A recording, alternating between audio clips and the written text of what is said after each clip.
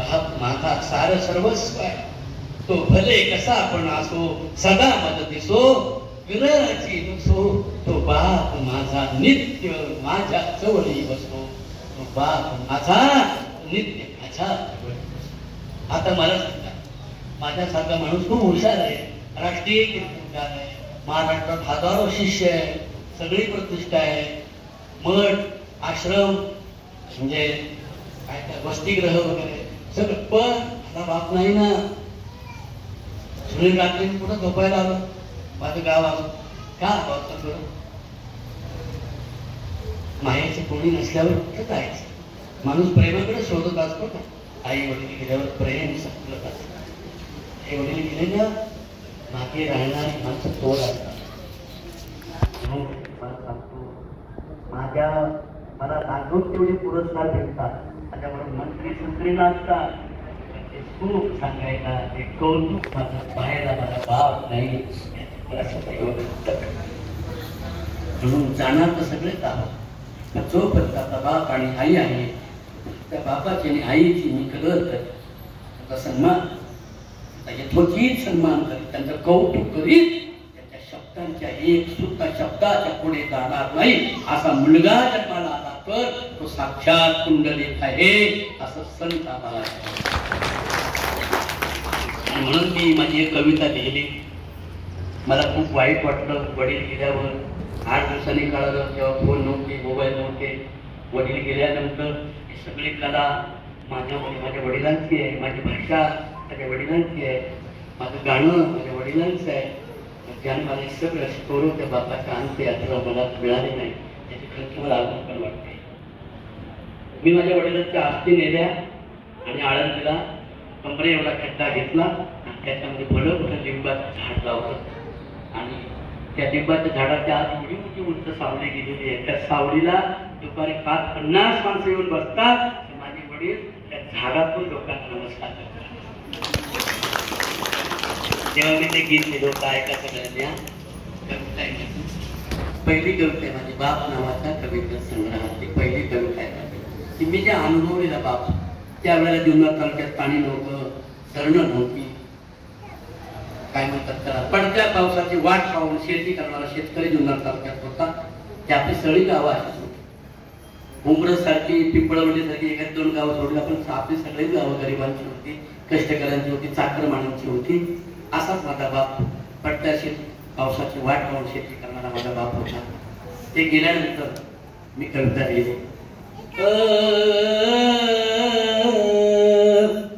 सगळ्यांनी ऐका, मानवर करून. माझं काय होतंय, त्याचं लक्षणाने त्याचं माझं लक्ष जातं. मला कसं तरी होत या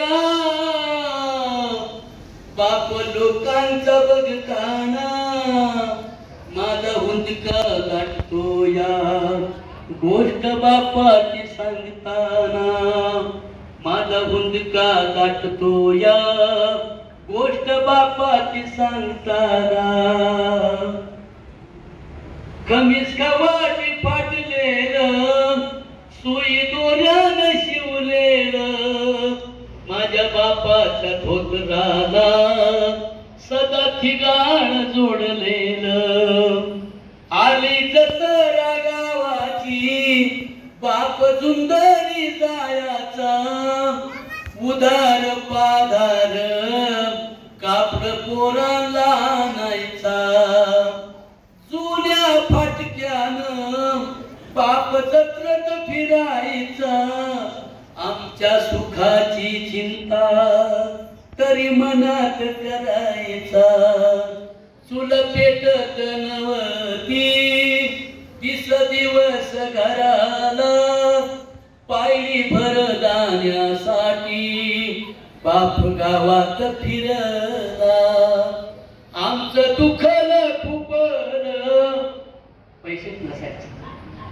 या महिन्यामध्ये ना सुनील आम्हाला काळ्या वाट्याच्या घोगरे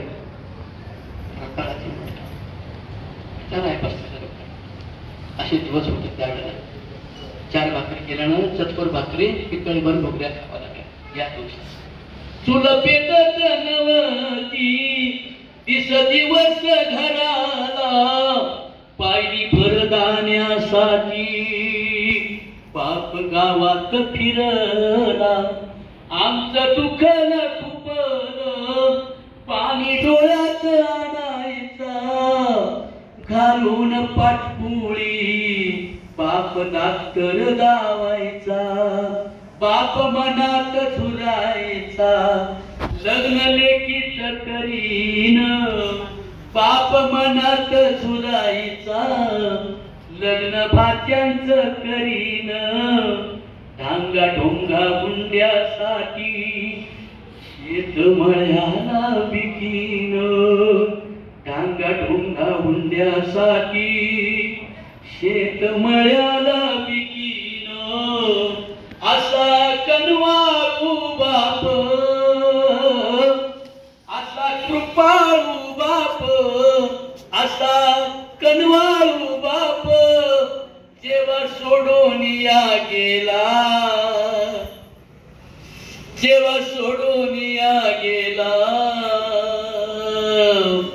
वाबळे कवीचा जीव तसा वनवाशी झाला मला कस तरी होत या बाप लोकांचा बघताना माझा हुंदका दाटतो या गोष्ट बापाची सांगताना गोष्ट बापाची सांगताना आणि म्हणून पुन्हा बाप माझा पांडुरंग काही